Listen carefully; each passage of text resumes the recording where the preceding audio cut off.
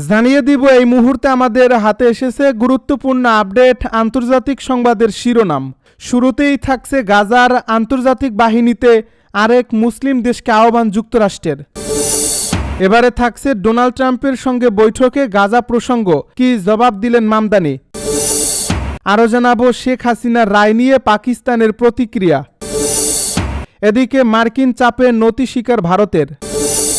সব শেষে জানিয়ে দিব ভারত পাকিস্তান সংঘাতে নিজেদের প্রতিরক্ষা সক্ষমতা পরীক্ষা করছে চীন, রিপোর্ট। এতক্ষণ শুনছিলেন হাতে থাকা আপডেট সংবাদের শিরোনাম, এবারে বিস্তারিত।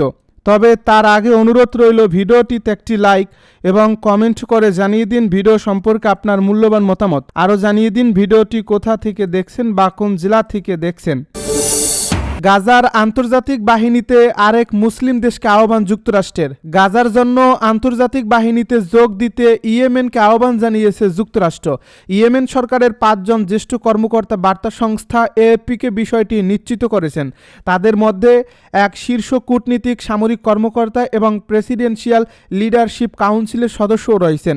বৃহস্পতিবার ডেইলি সাবাহর এক প্রতিবেদনে এই তথ্য জানানো হয়েছে। এই প্রতিবেদনে বলা হয়েছে ইন্টারন্যাশনাল স্টাবিলাইজেশন ফোর্স মার্কিন প্রেসিডেন্ট ডোনাল্ড ট্রাম্পের মধ্যপ্রাচ্য শান্তি পরিকল্পনার অংশ।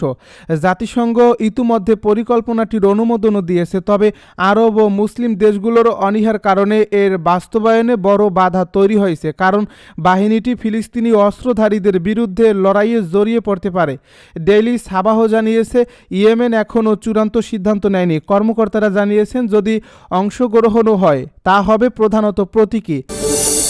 ডোনাল্ড ট্রাম্পের সঙ্গে বৈঠকে গাজা প্রসঙ্গ, কি জবাব দিলেন মামদানি। ট্রাম্পের সঙ্গে বৈঠকে গাজা প্রসঙ্গ, কি জবাব দিলেন মামদানি। হোয়াইট হাউসে মার্কিন প্রেসিডেন্ট ডোনাল্ড ট্রাম্প ও নিউ ইয়র্কের মেয়র নবনির্বাচিত জোহরান মামদানির বৈঠক অনেকের প্রত্যাশার বিপরীতে ছিল সৌহার্দ্যপূর্ণ। রাজনৈতিক অবস্থানে ব্যাপক পার্থক্য থাকা সত্ত্বেও ডোনাল্ড ট্রাম্প মামদানির প্রশংসায় উদার ছিলেন। তবে আলোচনার একটি সম্ভাব্য উত্তেজনাকর বিষয় ছিল গাজায় ইসরায়েলের আরোপিত চলমান যুদ্ধ। বৈঠক শেষে সাংবাদিকদের এক প্রশ্নে মামদানি স্পষ্টভাবে তার আগের সমালোচনা পুনর্ব্যক্ত করেন। তিনি জানান যুক্তরাষ্ট্র ইসরায়েলের হামলার পেছনে আর্থিক ও রাজনৈতিকভাবে ভূমিকা রাখছে। গাজা ইস্যুতে স্পষ্ট অবস্থান বজায় রেখে মন্তব্য করে নিউ ইয়র্কের মেয়র। সাংবাদিকদেরকে মামদানি বলেন, আমি বলেছি যে ইসরায়েল সরকার গাজায় গণহত্যা চালাচ্ছে, আমাদের সরকার সেটিকে অর্থায়ন করছে। আল জাজিরার এ প্রতিবেদনে বলা হয় তার এই বক্তব্যের সময় পাশে চুপচাপ বসেছিলেন ট্রাম্প। হোয়াইট হাউসের ভেতরে গাজায় গণহত্যার অভিযোগে প্রথমবারের মতো প্রকাশ্যে এভাবে উচ্চারিত হলো। যদিও তা বর্তমান প্রশাসনের প্রতিপক্ষের মুখ থেকে এসেছে, তবু তা বিশেষ তাৎপর্য বহন করে। এরপর মামদানি ফিরে যান নিউ ইয়র্কের জীবনযাত্রার ব্যয় সংকটের প্রসঙ্গে। তিনি বলেন, আমি প্রেসিডেন্টকে জানিয়েছি নিউ ইয়র্কের মানুষ চান তাদের করের টাকা তাদেরই কল্যাণে ব্যয় হোক, যাতে তারা ন্যূনতম মর্যাদা সম্পন্ন জীবনযাপন করতে পারে। শেখ হাসিনা রায় নিয়ে পাকিস্তানের প্রতিক্রিয়া। জুলাই আগস্টে সংঘটিত গণহত্যার দায়ে মানবতা বিরোধী অপরাধের মামলায় ক্ষমতাচ্যুত প্রধানমন্ত্রী শেখ হাসিনা ও সাবেক স্বরাষ্ট্রমন্ত্রী আসাদুজ্জামান খান কামালকে মৃত্যুদণ্ড দিয়েছেন আন্তর্জাতিক অপরাধ ট্রাইব্যুনাল। এ রায়ের প্রতিক্রিয়া জানিয়েছে পাকিস্তানের পররাষ্ট্র দপ্তরের মুখপাত্র তাহির আন্দ্রাবি। শুক্রবার সাপ্তাহিক ব্রিফিংয়ে তিনি এ রায়কে বাংলাদেশের অভ্যন্তরীণ বিষয় বলে মন্তব্য করেন। এ ব্রিফিংয়ে তিনি বলেন, বাংলাদেশের সাবেক প্রধানমন্ত্রী শেখ হাসিনার বিরুদ্ধে সাম্প্রতিক মৃত্যুদণ্ডাদেশকে তারা বাংলাদেশের অভ্যন্তরীণ বিষয় হিসেবে দেখছে। পাকিস্তান বলেছে বাংলাদেশের জনগণ তাদের নিজস্ব সাংবিধানিক ও গণতান্ত্রিক কাঠামোর মধ্য দিয়েই এ ধরনের বিষয় মোকাবেলা করতে সক্ষম। তবে এ রায় ঘিরে বিতর্কিত এবং বিস্ফোরক মন্তব্য করেছিলেন ভারতের পশ্চিমবঙ্গের বিজেপি নেতা শুভেন্দু অধিকারী। তিনি বলেন, এটা পাকিস্তানের নির্দেশে করা হয়েছে, এটা বাস্তবায়িত হবে না। শেখ হাসিনা প্রগতিশীল, শেখ হাসিনা চরমপন্থীদের সঙ্গে যুক্ত ছিলেন না। এদিকে রায়ের পর তাৎক্ষণিক প্রতিক্রিয়া জানায় ভারত। গত সোমবার এক বিবৃতিতে দেশটির পররাষ্ট্র মন্ত্রণালয় জানায়, ভারত বাংলাদেশের আন্তর্জাতিক অপরাধ ট্রাইব্যুনাল কর্তৃক সাবেক প্রধানমন্ত্রী শেখ হাসিনাকে ঘিরে ঘোষিত রায়টি সম্পর্কে অবগত আছে। নিকটতম প্রতিবেশী হিসেবে ভারত বাংলাদেশের জনগণের সর্বোত্তম স্বার্থের প্রতি প্রতিশ্রুতিবদ্ধ, যার মধ্যে সেই দেশের শান্তি, গণতন্ত্র, অন্তর্ভুক্তি এবং স্থিতিশীলতা অন্তর্ভুক্ত। আমরা এ লক্ষ্যে সর্বদা সব অংশীদারদের সঙ্গে গঠনমূলকভাবে যুক্ত থাকব। মার্কিন চাপের কাছে শেষ পর্যন্ত নতি স্বীকার করল ভারত। রাশিয়া থেকে জ্বালানি তেল কেনা কমাবে না বলে গো ধরেছিল নয়াদিল্লি। এতে ক্ষিপ্ত হয়ে ভারতের উপর কঠোর শুল্ক আরোপ করে ওয়াশিংটন। শুরুতে ভারত যুক্তরাষ্ট্রের আরোপিত শুল্কের বিষয়টি পাত্তা না দিলেও যতদিন গড়ায় ততই তাদের আত্মবিশ্বাসে চির ধরে। এ অবস্থায় দেশটির বিলিনিয়র মুকেশ আম্বানির মালিকানাধীন ভারতের বৃহত্তম শিল্পগোষ্ঠী রিলায়েন্স ইন্ডাস্ট্রিজ অবশেষে রাশিয়ার অপরিশোধিত জ্বালানি তেল আমদানি বন্ধ করে দিয়েছে। রাশিয়ার প্রধান তেল উৎপাদনকারী সংস্থা রোসনেফট এবং লুকোইলের উপর মার্কিন নিষেধাজ্ঞার পরই ভারতীয় প্রতিষ্ঠানটির এমন পদক্ষেপের বিষয়টি সামনে আসে।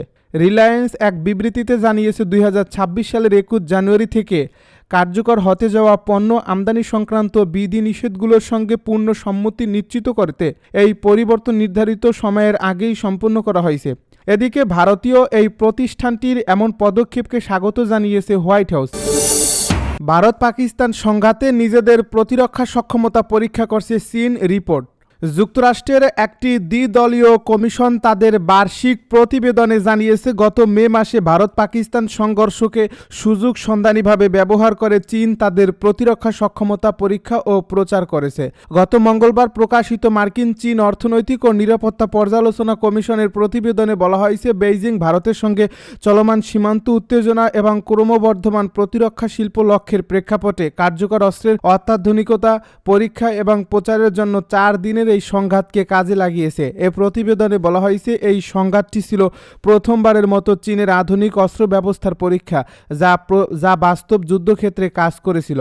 এগুলোর মধ্যে রয়েছে HQ-9 বিমান প্রতিরক্ষা ব্যবস্থা, PL-15 আকাশ থেকে আকাশে নিক্ষেপযোগ্য ক্ষেপণাস্ত্র এবং J-10 যুদ্ধ বিমান। এ প্রতিবেদনে বলা হয়েছে, চীন জুন মাসে পাকিস্তানের কাছে 40টি পঞ্চম প্রজন্মের J-35 যুদ্ধ বিমান, KJ-500 বিমান এবং ব্যালিস্টিক ক্ষেপণাস্ত্র প্রতিরক্ষা ব্যবস্থা বিক্রির প্রস্তাব দেয়। সংঘর্ষের পরের দিনগুলোতে চীনা দূতাবাসগুলো ভারত পাকিস্তান সংঘর্ষে তাদের প্রতিরক্ষা ব্যবস্থার সাফল্যের প্রশংসা করেছে এবং অস্ত্র বিক্রি জোরদার করার চেষ্টাও করেছে। মার্কিন রিপোর্টটি কমিটির শুনানি এবং গবেষণার উপর ভিত্তি করে তৈরি করা হয়েছে, যার মধ্যে জনসাধারণের জন্য উপলব্ধ তথ্য এবং মিডিয়া রিপোর্ট অন্তর্ভুক্ত রয়েছে। এই প্রতিবেদনে বলা হয়েছে, ভারত পাকিস্তান সংঘর্ষের পর ফরাসি রাফাল যুদ্ধবিমানের মর্যাদাহানি করার জন্য চীন একটি ভুল তথ্য প্রচারণা ও চালিয়েছিল। এ প্রতিবেদনে বলা হয়েছে, ফরাসি গোয়েন্দা তথ্য অনুসারে চীন তাদের নিজস্ব J-35 বিমানের পক্ষে ফরাসি রাফাল বিক্রি বাধাগ্রস্ত করার জন্য একটি বিভ্রান্তিমূলক প্রচারণা শুরু করেছে। চীনের অস্ত্র দিয়ে ধ্বংস করা বিমানের ধ্বংসাবশেষের AI ছবি এবং ভিডিও গেমের ছবি প্রচারের জন্য ভুয়া সোশ্যাল মিডিয়া অ্যাকাউন্ট ব্যবহার করা হয়েছে।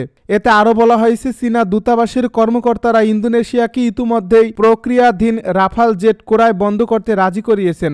তবে চীন এই প্রতিবেদনটিকে ভুল তথ্য বলে প্রত্যাখ্যান করছে। চীন পররাষ্ট্র মন্ত্রণালয়ের মুখপাত্র মাওনিং এক সংবাদ সম্মেলনে রাফাল নিয়ে বিভ্রান্তিকর প্রচারণা সম্পর্কে প্রশ্নের জবাব দেন।